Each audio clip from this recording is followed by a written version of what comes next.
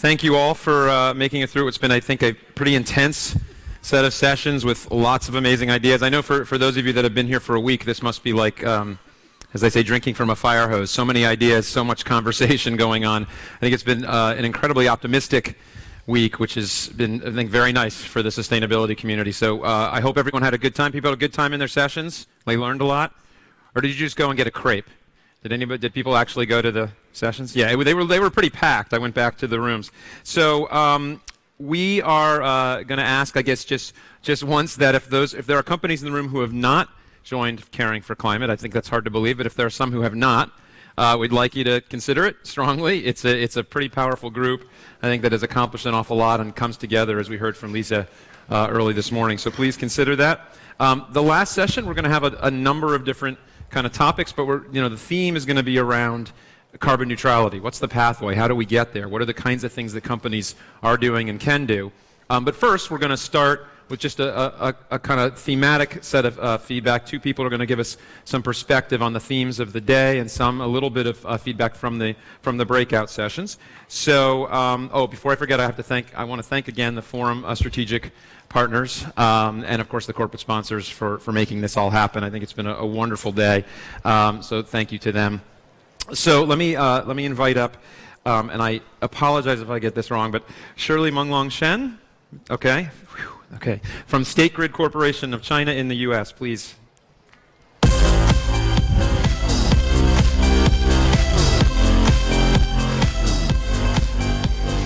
Good afternoon, everyone. It's my great pleasure to be here and make some special remark at the closing plenary.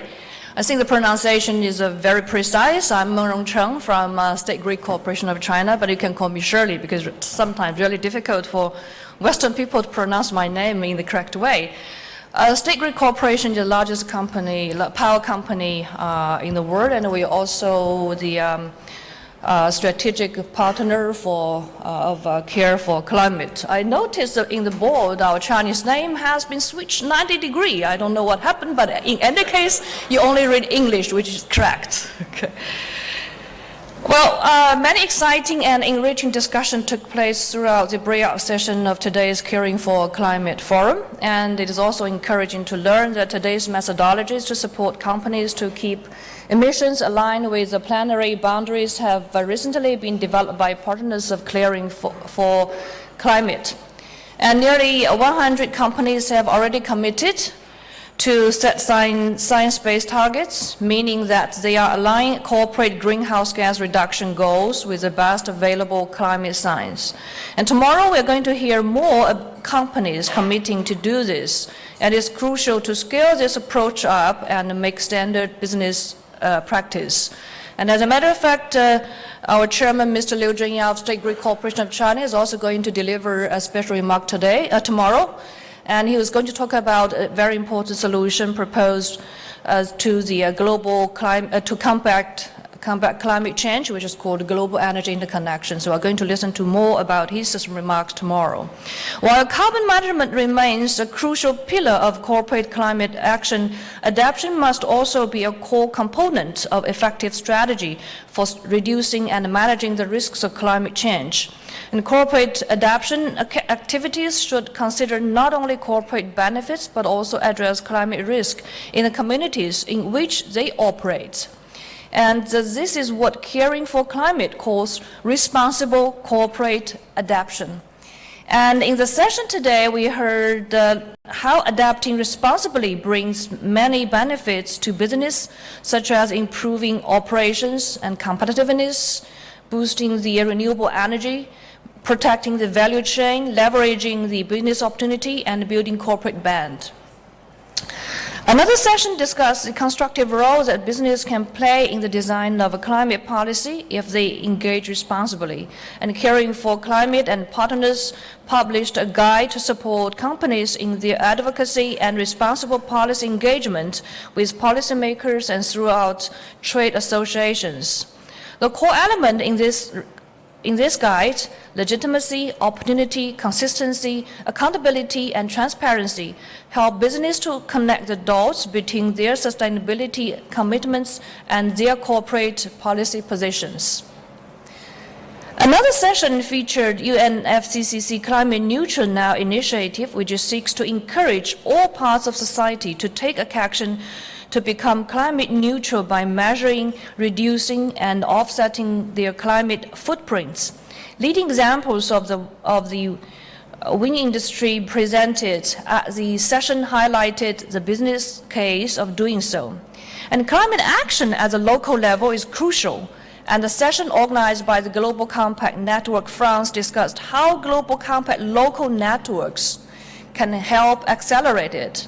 Representatives from the networks of South Africa, Brazil, Spain, France, and Canada showcased how they are mobilizing companies and SMEs for climate action along the value chain through their projects, events, publications, and local partnerships. The session organized by UN Global Pulse discussed how to bring the data revolution to climate action. More specifically, it addressed how big data produced by companies in their day-to-day operations can be harnessed to accelerate the development of innovative climate solutions. Actions taken by governments to support this was featured, as well as a pledge of companies to work with the UN Global Pulse initiative, Data for Climate Action Challenge. The session organized by IFC discussed how to scale up climate-smart investment in emerging markets, taking into account that the current flows of finance are insufficient to address the challenge of climate change.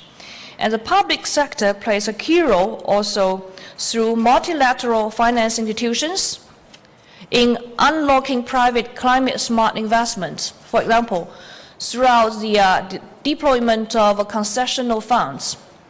In the session organized by UNEP-FI, we heard about the importance of the systematically integrating corporate climate factors into financial decision-making and capital allocations.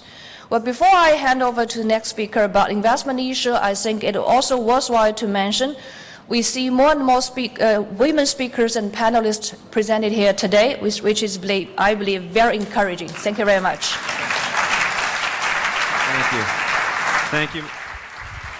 Thank you, Ms. Shang. Thank you, Ms. Shang. I noticed that too. I came into one of the sessions and it was, I think, entirely, except for one, it was entirely women. There were 6 or 7 women in an investment discussion. So there's been, there's a hashtag out there, something about congratulations, you have an all-male panel. And there's an Instagram, and there's people making a lot of hay with that and embarrassing organizations that don't. I don't know. Maybe that's already been happening today, but I think things have looked pretty good today. You guys did a great job.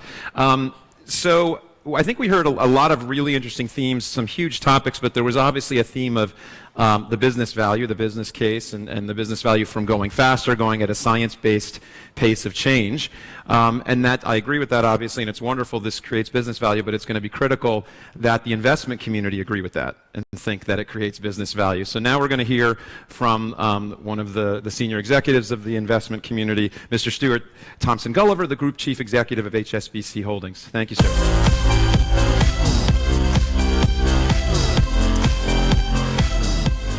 Thanks very much. Ladies and gentlemen, good afternoon.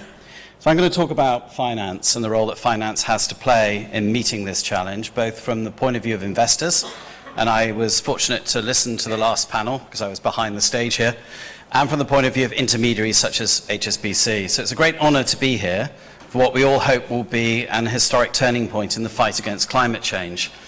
And as you all know, a universal climate agreement seems finally to be within reach, and our role as banks and investors is to help interpret and implement that agreement. Now, this is a long road, which starts rather than ends here in Paris, and which requires a genuine partnership across public and private sectors, new and old industries, and developed and developing markets to reach the desired destination. And the dialogue that we've all shared today will play a small but important role in charting that course. So let me report back on the role of investors.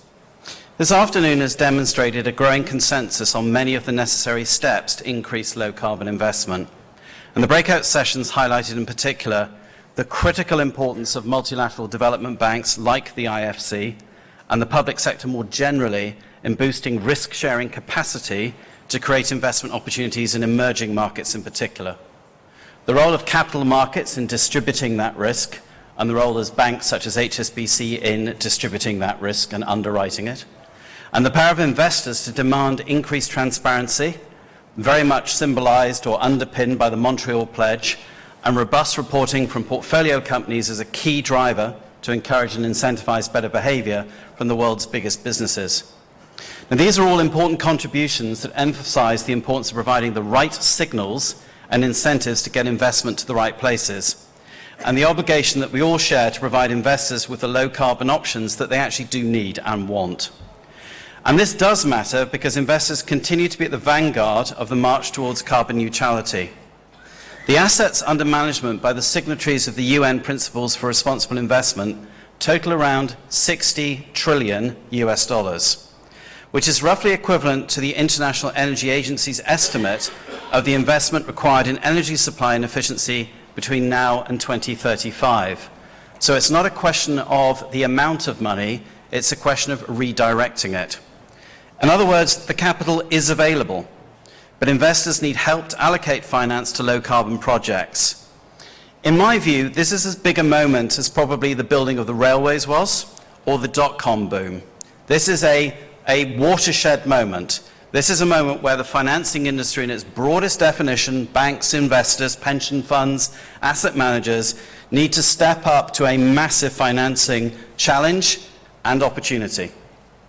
There is a growing body of evidence that investors respond positively when presented with a compelling low-carbon investment case, and that they're increasingly driving the change that they want to see. Over the last 10 years, we have helped our clients break new ground in the green bond markets in Europe and Asia, and we've also financed some of the biggest carbon-friendly infrastructure projects in the world, which is why we're here and are being represented actually throughout all of the days of this conference. In November, we ourselves issued our first green bond and raised 500 million euros specifically to finance sustainable investment. That bond issue was 4 times oversubscribed.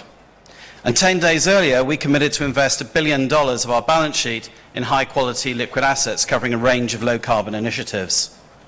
All of these things were driven as much by the demands of our clients as by our determination to do the right thing. And our clients tell us that they want to do more and more to reduce their own carbon footprint.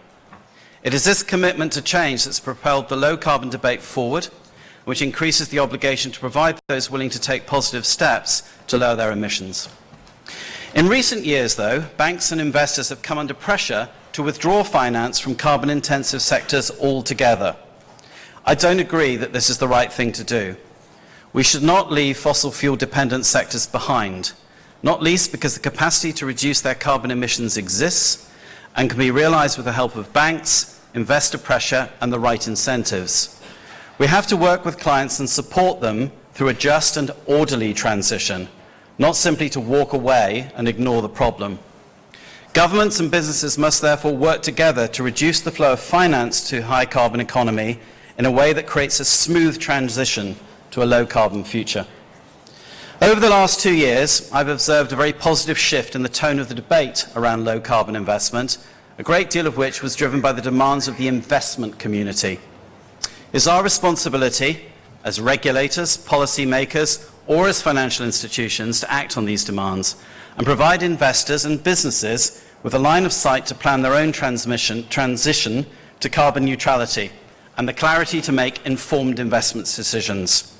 We stand ready to play our full part, and we look forward to working with all of you to build the low-carbon future for which everyone here is committed to. Thank you.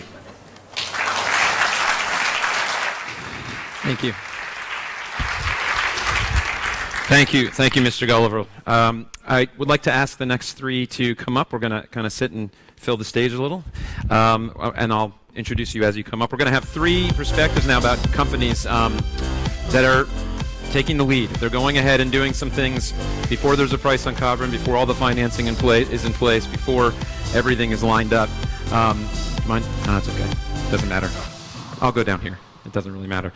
So let me see what order we're in. Okay. Sitting to my left is Mr. John Willard, the VP of Energy for Google. To his left is Mr. Peter Agnefjell. Chairman and CEO of IKEA.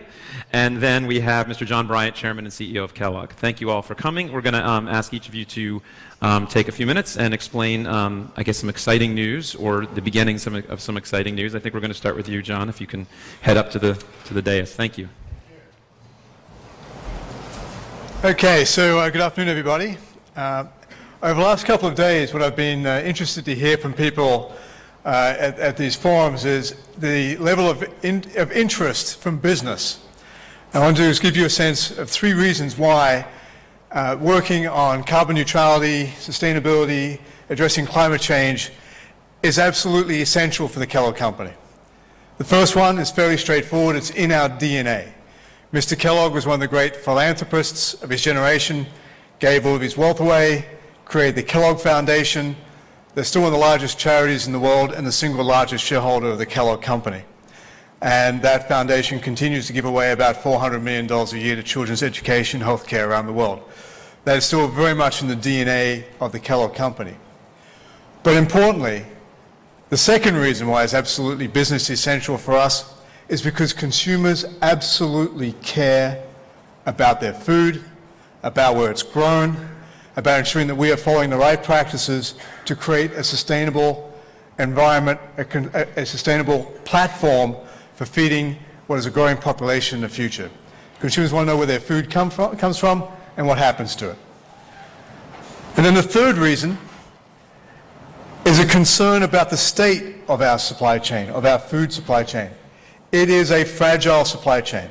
1 or 2 weather shocks within the supply chain could very easily not just dramatically increase the price of grains, but make the transfer of grains across national borders extremely difficult.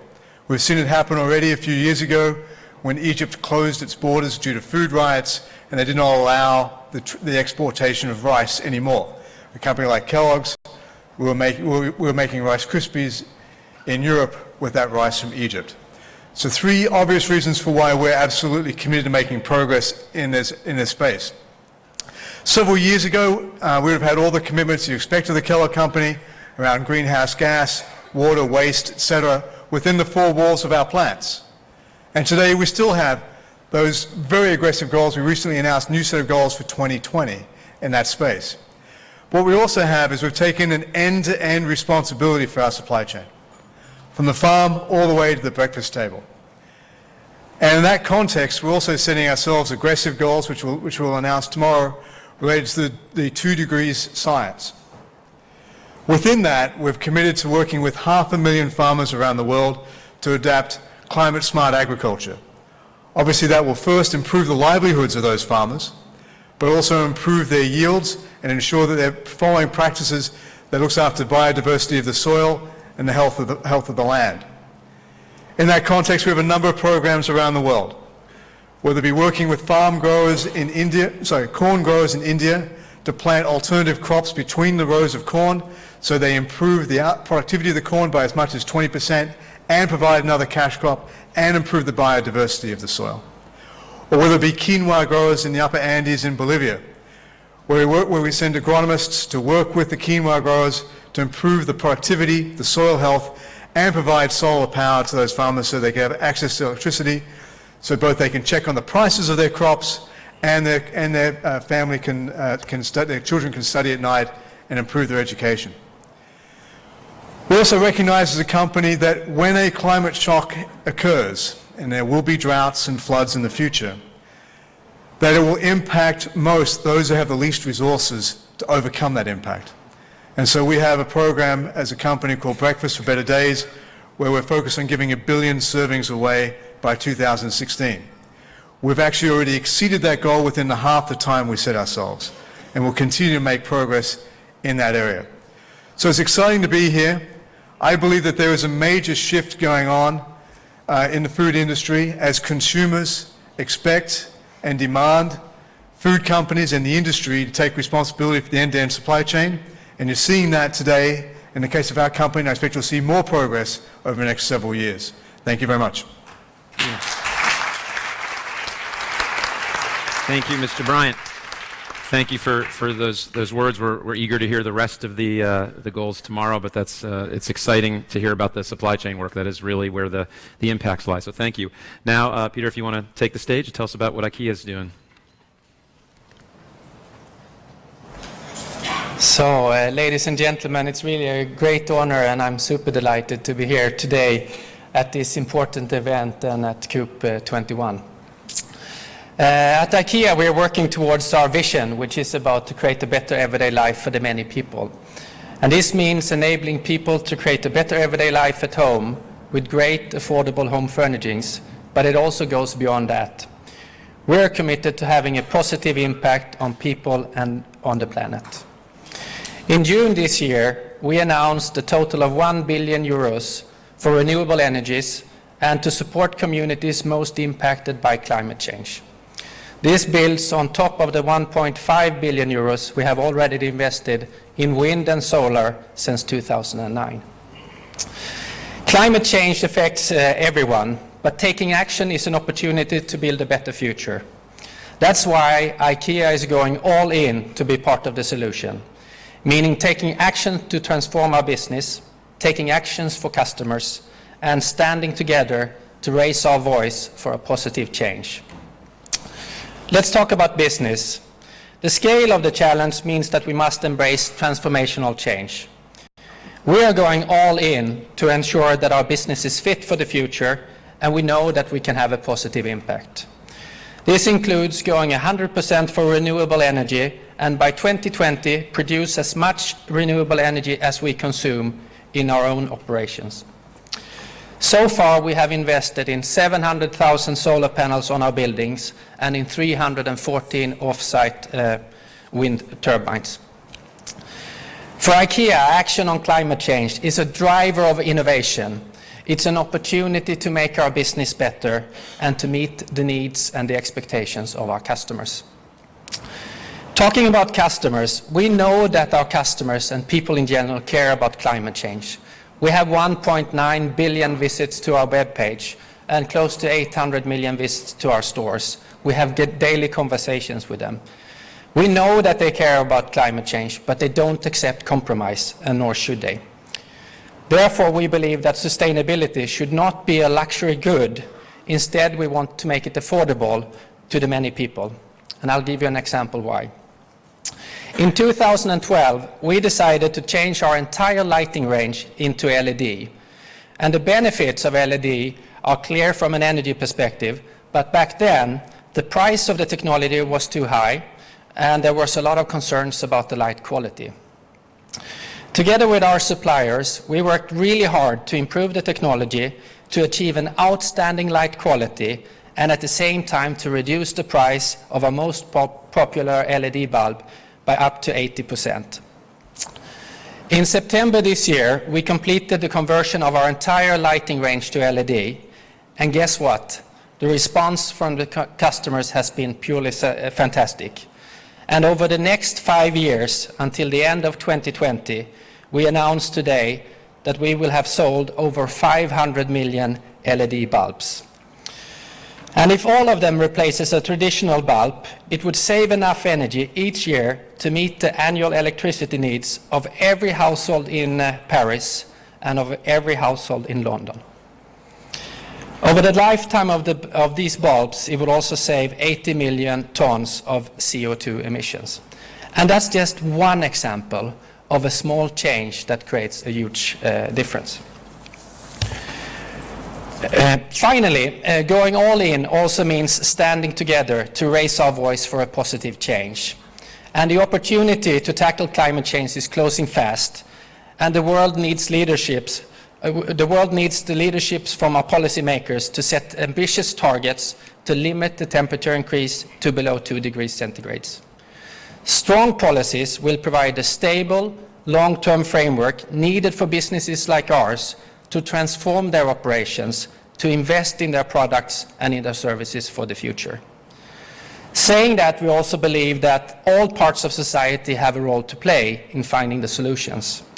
Businesses can contribute through action, but also by joining with others to emphasize the business benefits of strong and clear climate policies.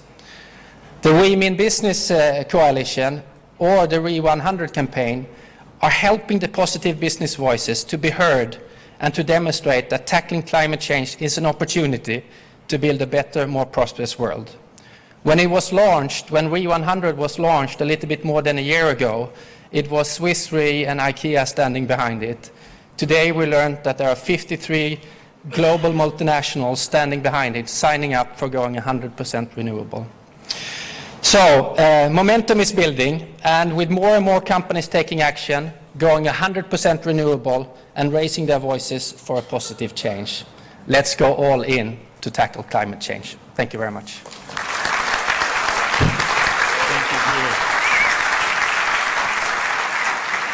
Thank you so much, Peter. It's always a pleasure to hear IKEA always have a very systematic and very clear approach to your sustainability strategy. I think we're very lucky today because we have two of, I think arguably the two largest renewable energy investors in the corporate world.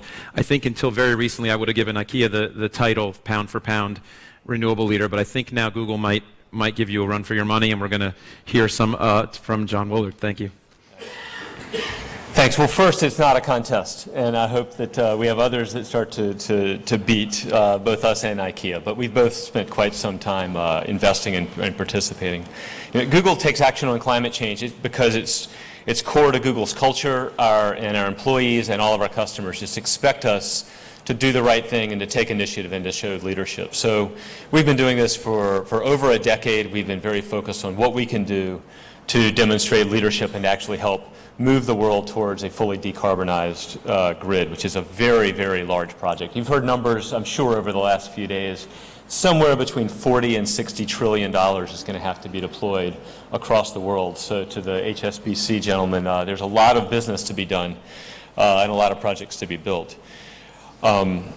We tackle this in many ways. First, culturally, we spend a lot of our products, we try to engage. We have billions of active users on YouTube, and so we just launched, before this, we launched an Hours to Lose campaign, trying to encourage users to think through their relationship with climate and climate change and what they could do to actually change their lives and influence the path forward in a more positive and constructive way.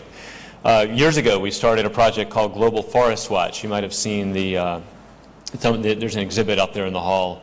And we basically said somebody needs to take, we have great geospatial data mapping capabilities through Google Maps, but we said somebody needs to take all this data around deforestation and make it active and useful and visible so that people can use it to hold others accountable as you look at the rates of deforestation. Not only, we spend a lot of time talking about sources of pollution, but there's a really big the lungs of the planet need to be healthy, and we need to make sure that we're watching the sinks as well. So we spend a lot of time with Global Forest Watch in a very data-centric approach to gathering information around deforestation and around emissions.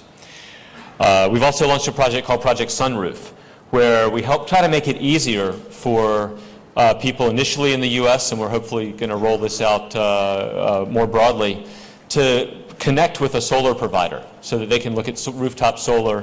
Right now it's a very complicated process, and we basically said we're very good at search, we're very good at mapping geospatial data, let's combine those two and give you an indication of what your solar roof can do and connect you directly with an installer to democratize solar more effectively. I don't want to go, we do a lot of work with Street View and method. We're looking at automating some of our Street View cars for air quality detection, for methane detection. Just collecting data is one of the more important elements of understanding how to attack or how to deal with this problem. But we've also, behind the scenes, we've looked a lot at what we can do to make sure that when somebody does use a phone or a device or a laptop or search, that they're doing it in a low carbon footprint manner. So we committed, we were carbon neutral by 2007, and we've had a goal for years of being 100% renewable, and we keep pursuing that very, very aggressively.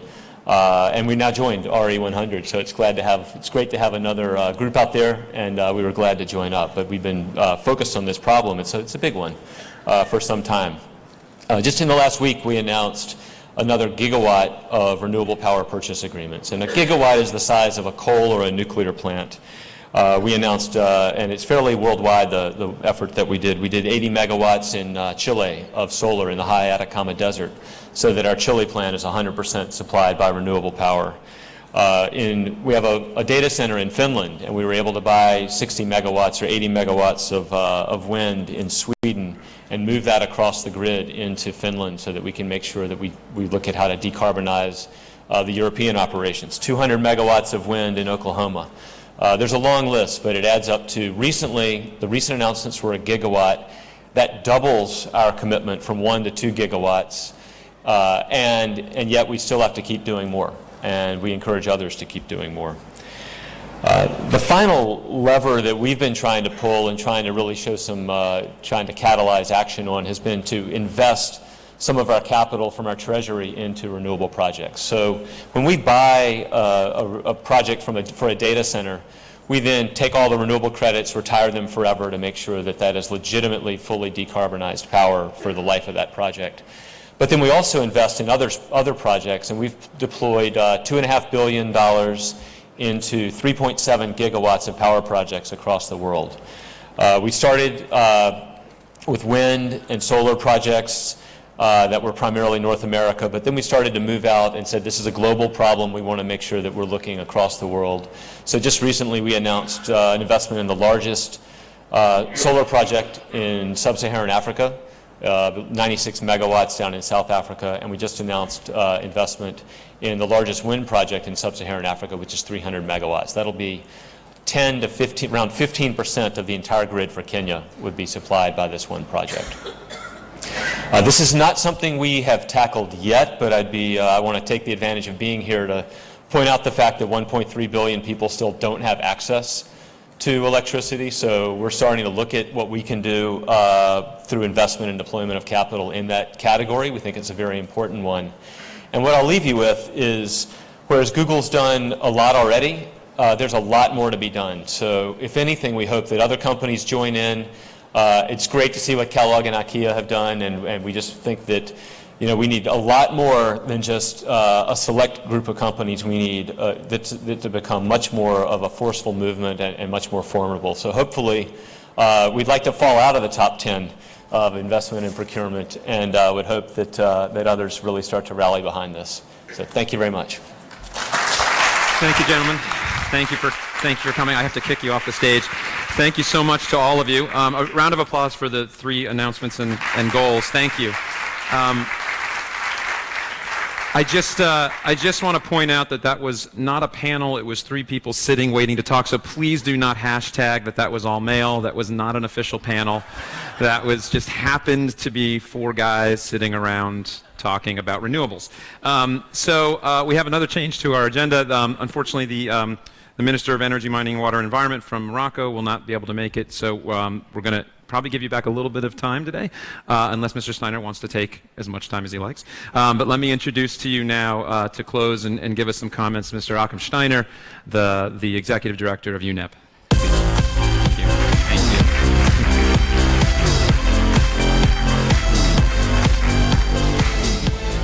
Thank you very much. Good afternoon, ladies and gentlemen. And there goes the gender balance once again, right? So I'm very sorry that you will miss the minister from Morocco. She actually is not only a remarkable speaker, but also somebody who represents a country that has actually shown what transformation is all about and what seizing challenging opportunities in terms of the energy systems that are now being transformed in Morocco means to a nation such as hers. And she also understands extremely well the nature of business and how public policy, the role of government and regulation can enable new markets, new products to evolve. And she would speak, I'm sure, with great passion about this if she was here. I am a great admirer of her and of His Majesty the King of Morocco's vision in having taken Morocco down a completely different pathway when it comes to its energy future than any expert would have predicted just 10 years ago.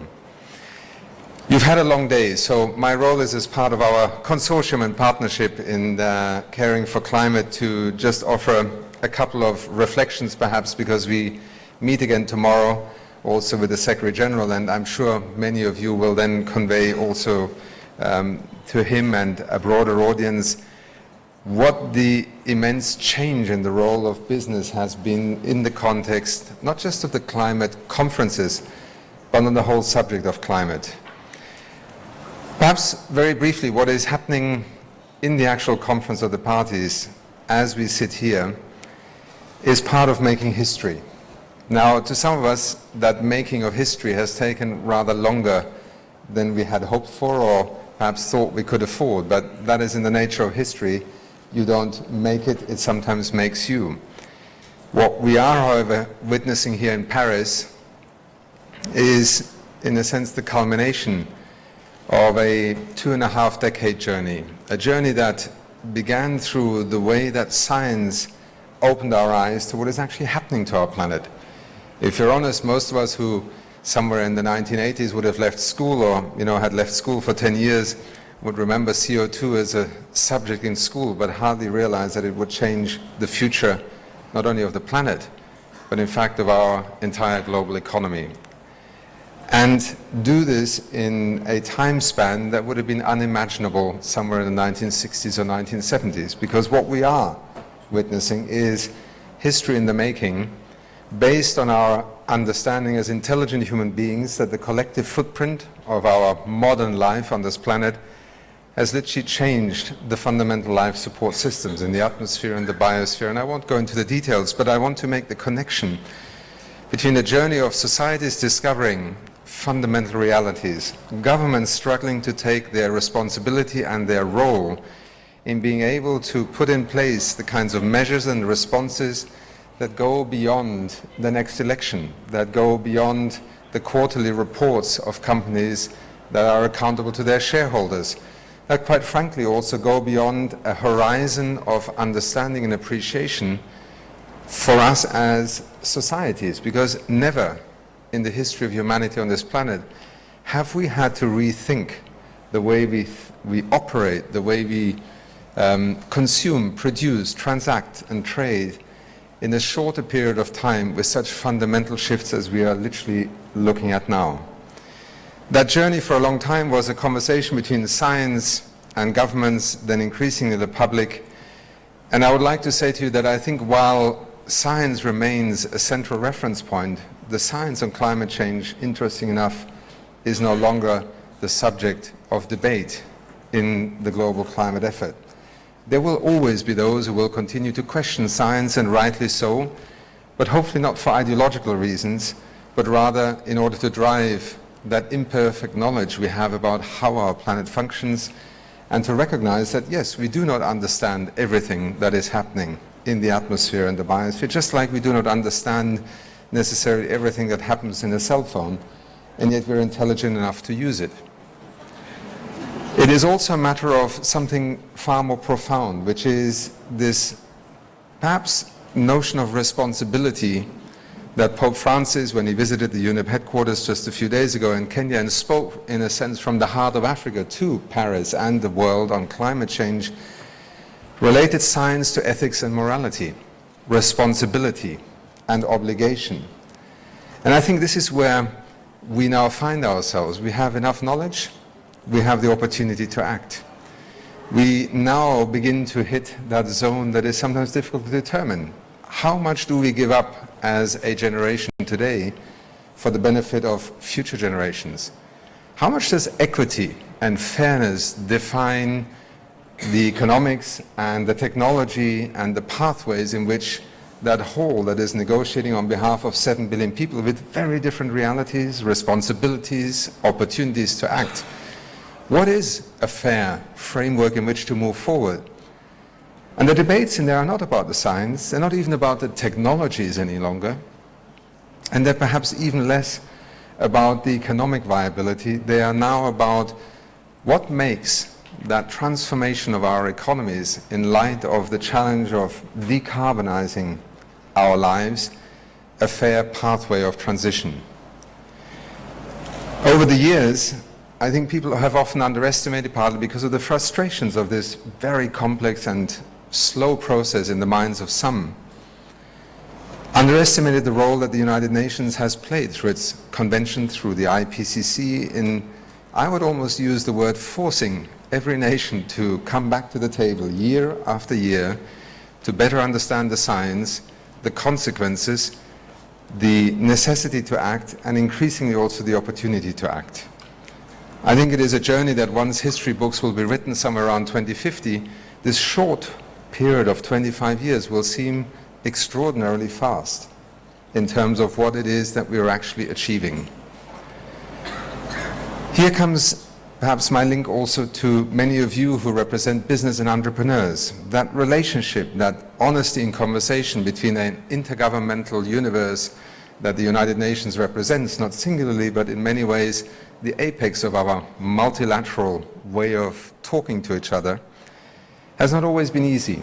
Many of you are used to the fact that we talk about business, about markets for a long time as essentially the problem, then rhetorically increasingly as part of the solution.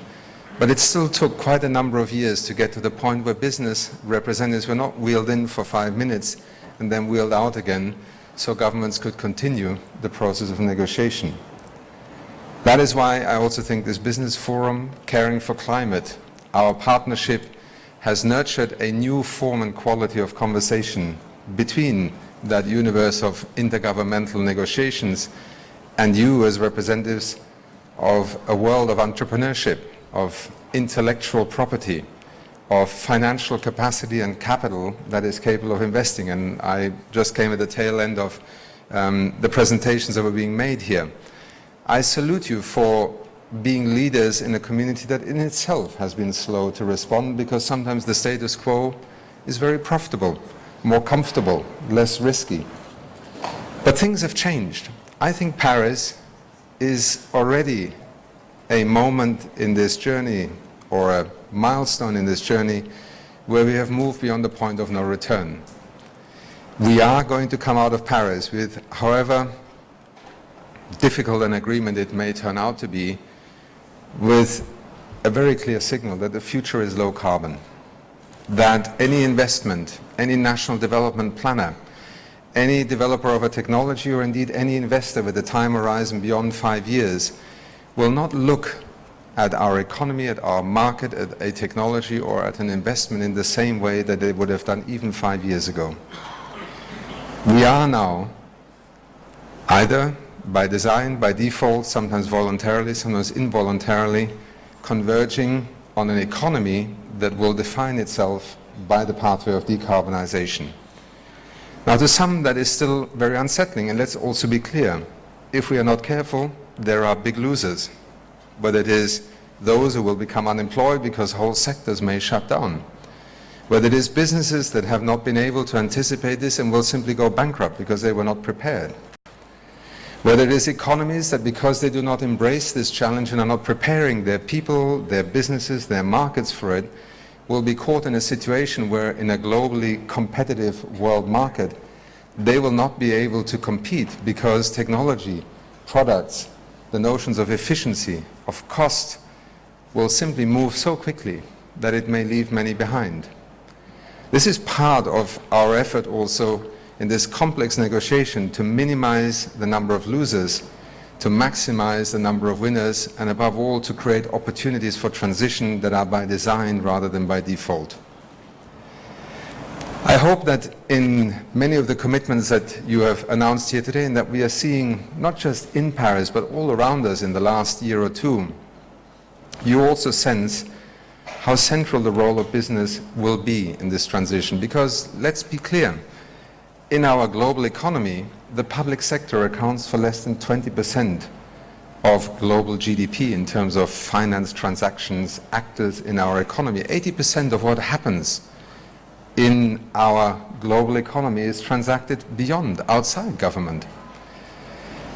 In that sense, you collectively hold the key to everything that is being discussed here. And I believe that we are not only realizing this from a government perspective, it's also because we have moved beyond an extremely unproductive era of debate in our governance domain of our countries. Remember the 80s, where some thought only the state can save us, so to speak. And then came the period where the state was simply a negative and it's only the markets that will solve these problems. For me, as an economist, I am grateful that we have passed that debate. What we are seeing with climate change and what in fact holds the key for even being able to conceive of a timeline by 2060 or 2070, when the world would essentially have to be a net zero emitting global economy, is the intelligent interface between public policy and the market. And within the market, businesses and government are actors, just like business is also a stakeholder and therefore a legitimate actor in the arena of public policy. Now, our countries may have very different political systems, political ideologies who may be in charge of running countries, but this, I believe, is a principle that will become ever more central in what happens. So when we see now financial markets, which have been amongst the most reluctant to actually move into a different gear, because yes, you could have and could have continued to make a lot of money out of the economy as we know it today. But following the financial crisis, seeing also on the horizon not only the threat of climate change and of regulatory interventions, but increasingly the kind of opportunities that you have spent all day discussing, reviewing, presenting in terms of your own corporate ability to become an actor and part of the solution, is also redefining the financial and capital markets. It is no accident that, and perhaps an interesting coincidence, that at the last G20 summit, it is China who has proposed a new study group, the first new study group in the finance track of the G20 for 4 years, to be established on the issue of green finance. Some still believe that this is perhaps just a theoretical exercise. Let me assure you, watch China carefully, because in its own next 5-year plan, beginning next year, the People's Bank of China estimates its green finance needs to the tune of roughly $300 billion per annum. And by its own analysis, government can only provide 15 to 20% of that volume of finance needed to essentially invest in renewable energy, in public transport, more efficient buildings, the war on pollution. And the drivers may differ. The narratives may differ from country to country, but what we're seeing is essentially a multiple set of rationales converging on why the transition towards a low-carbon economy and ultimately a green economy is beginning to not only be an opportunity in theory or an imperative in terms of the science, but actually a palpably graspable opportunity. Some of you have been part of showing how quickly this can happen. We produce every year a report on the total volume of investments in renewable energy across the world. Many are still surprised when I share the figures, which some of you may also have heard through Bloomberg New Energy Finance, which is our partner in this, that last year close to 50% of all new power generating infrastructure in the world was renewable, excluding large hydro. 50%. This is the equivalent of an energy revolution having unfolded in less than 10 years. The other reassuring part of that is that it actually also is no longer something that's only happening in the so-called global north, the industrialized countries. It is happening also in the global south. What once was a technology that was seen as the privilege of the rich has now become the shortcut for the poor to actually gain access to energy. And John, you just mentioned Lake Turkana. I assume you were referring to in terms of the wind power farm in Kenya. Some of you may know that UNEP is headquartered in Kenya. For us, it is almost like a dream coming true, because we have spent the better part of 20 years in the United Nations and in UNEP trying to help governments understand that these are possibilities that are within their grasp with the right public policy and the right partners in the private sector and the investment world. Kenya today already generates 51% of its electricity with geothermal power. And why? Because in 2008, when everybody else was talking, Kenya took this bold step of putting in place a green energy policy. That is why you are seeing wind power, geothermal power, and also solar now emerging, including with access to electricity for the poorest with entirely new business models. And just to stay for one moment in Kenya, Safaricom may be known to you. Some of you may have heard of M-Pesa, the money transfer scheme that the cell phone company called Safaricom pioneered in Kenya. On the back of that cell phone network, with a solar company as a partner, there is a new scheme now called M-Kopa. M-Kopa allows, and with the cellular network of Safaricom, you now have literally the opportunity to go to your corner shop, buy a pay-as-you-go card, and buy the electricity you can afford for that evening. Because that is still the truth. People may be able to buy their electricity for 2 or 3 days a night. For somebody who has not even got access to electricity, and that is 650 million people on the African continent this year, 2015, having 2 or 3 days a week in which you can actually light up your home makes such a difference. And this is a market that has come out of nowhere. There are now 300,000 households that have bought into Mkopa already. The scheme has been franchised also to Tanzania, to Ghana, to other countries, and I only mention it because it is an illustration of that new low-carbon economy that is emerging. So, ladies and gentlemen, in just offering a few reflections on top of what has been a very intense and busy day, let me just say to you that I think, speaking on behalf of us as partners in caring for climate, and with all of you, including those who joined in the early days when it wasn't necessarily self-evident that this would take us quite a distance, I want to thank you. What you hopefully can convey tomorrow in the meeting with the Secretary General is that there is a world of business out there that not only has understood the challenge, but has actually thought deeply about what its role is to be part of the solution, and is already demonstrating how this can happen on a scalable level. We are far beyond a CSR agenda. We are far beyond the pilot project. We are far beyond just trying to green our brand a little bit. The future of business is premised on understanding what it means to live in a world with 10 billion people, resource-constrained, pollution-stressed, and yet capable of reinventing itself if public policy and markets and you as entrepreneurs and investors are able to align these systems. That, I hope, is the outlook with which we can, even with an imperfect end in Paris, because we all know there is no perfect agreement that will emerge out of Paris, but I am already convinced this evening that this agreement here in Paris will not reverse the momentum. We have seen far too much of it already emerge. What it can do is to accelerate the transition, or it can slow it down. And do not misinterpret the struggle in the conference room as being one that is questioning the fundamental direction. The controversies, the challenges, and the difficulties in the negotiating hall have to do with equity, with fairness, with finance, and the ability for everybody to be a winner in what will change the way we live our lives on this planet. Thank you very much. Thank you. Thank you, Mr. Steiner.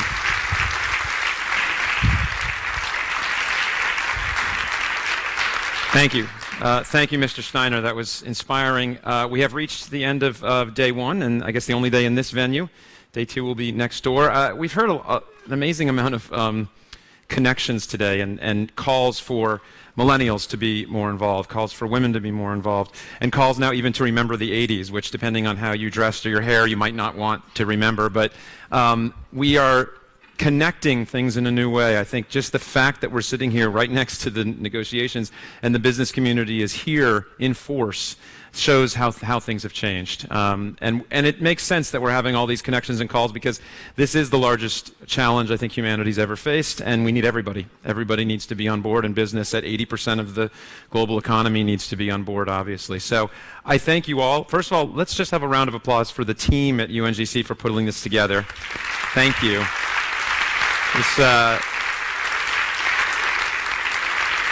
Thank you. These are not easy events to put on. You're waiting on the schedules and agendas of some very busy people. So I appreciate when that can come together as well as it did today. So thank you, and thank you for inviting me to be a part of this. So there's going to be drinks, I guess, and maybe a little more food out in the foyer. So please stick around, get to know each other some more, and thank you once again to the UNGC. Thank you, Lisa. Thank you to your team. Thank you.